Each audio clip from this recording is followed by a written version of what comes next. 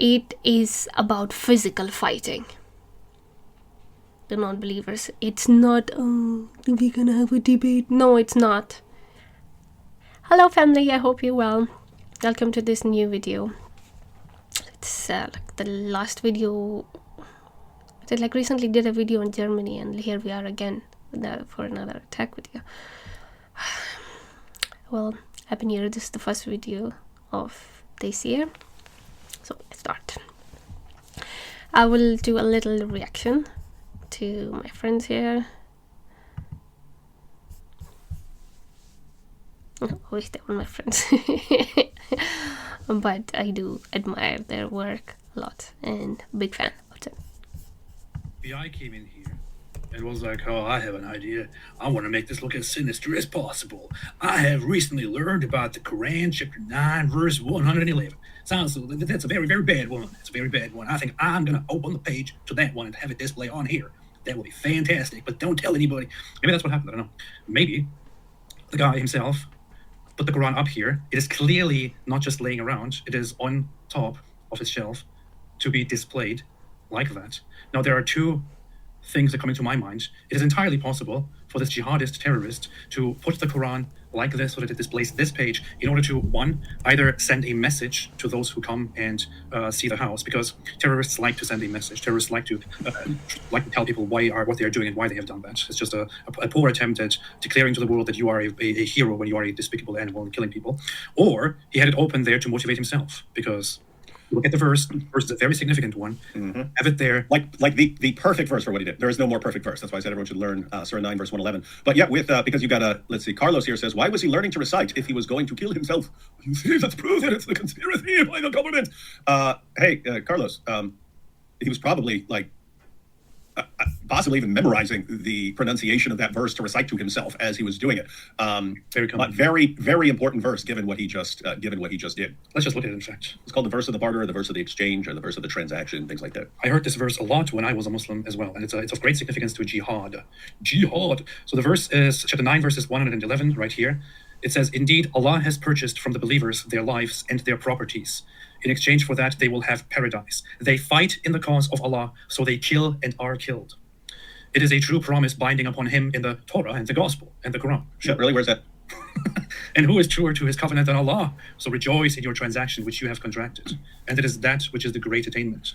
Yeah, does everyone see the transaction which you have contracted? He said, hey, when you became a Muslim, you entered into a transaction with Allah. You have a contract now. What's the deal? What's the contract that we have signed? Well, he gives you paradise, an eternity of deflowering virgins, but it's not free. There's a trade-off. Okay. So I would like to add some information over here. First of all, you will say if every man is gonna get the 72 virgins, then what's the big deal about doing these attacks and everything? So the Hurul Ain, basically in heaven you will get different women created and given to you by God, because maybe women of this world is not good enough. So you will get Hurul Ain, and you might get 1, 2, 3, the exact number is not mentioned. But the ultimate goal is to get the 72 wives, the 72 virgins. And to secure that, you need to be martyred. So in this hadith it says, narrated that Messenger of Allah said, there are 6 rewards with Allah Most High for the martyr.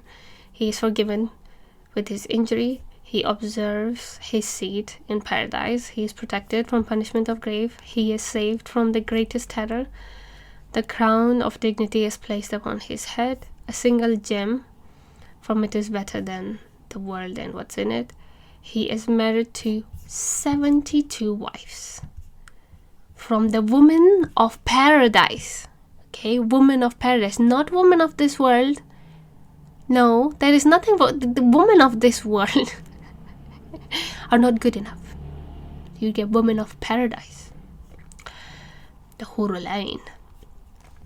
He intercede for 70 of his relatives. So that's why these guys drive into crowds and kill people wherever they get a chance, because they want to secure their 72 virgins, the ultimate prize of the heaven. That's the motivation. Woman.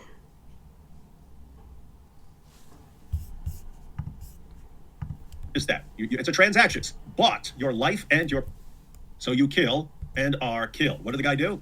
He killed and got killed, probably as he was reciting this to himself. So, by the way, one of the reasons I say everyone should learn this verse is you will have Muslims who read chapter 9. Chapter 9 is the last major surah revealed, and it is filled with commands to fight unbelievers, to wage jihad, and so on. You have Muslims who try and reinterpret that. So they'll say that Surah 9, verse 29, so same chapter, just earlier, where it says, fight those who do not believe in Allah. I've had Muslims who say, well, what that really means, what fight there really means is like what we're doing now, debating, man. It's debating. It's not like physically fighting. It's like debating. It's like, wait, you're gonna debate us until we pay jizya? Because that's what the verse commands. Fight them until they pay you money. Okay, I studied in Pakistan. My primary, secondary, and higher education is from there. And I know when we were preparing for the metric exam, so you have lots of other subjects. You've got physics, chemistry, biology, maths, and everything. And then you have Islamic studies. You study Islamic studies from the beginning till the end. So in Islamic studies and preparing for the exam, so we have those books, like answer books, which have the record of 5-year last paper. And if you prepare for those, then you're ready to go in the exam. And I was reading for it. And these chapter 9, 10 are like a must, that you have to read them. And in life, when something strange happens, whether you want it or not, you just remember it by default. And when I was reading it, it says, like, in the way of God, when you're fighting for God, when you shoot one arrow, it gives you 10 good deeds. Or something like that. But now, since we do not have bow and arrow, now is the time of bullet. So if you shoot one bullet in the way of God, that will be equivalent to getting 10 good deeds. Or something like that. That was in the explanation, and we had to memorize it for the exam and everything.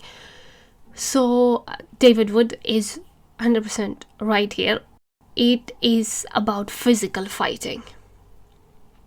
The non-believers, it's not, oh, we're gonna have a debate. No, it's not. It does talk about killing and physical fighting. That's all for this video.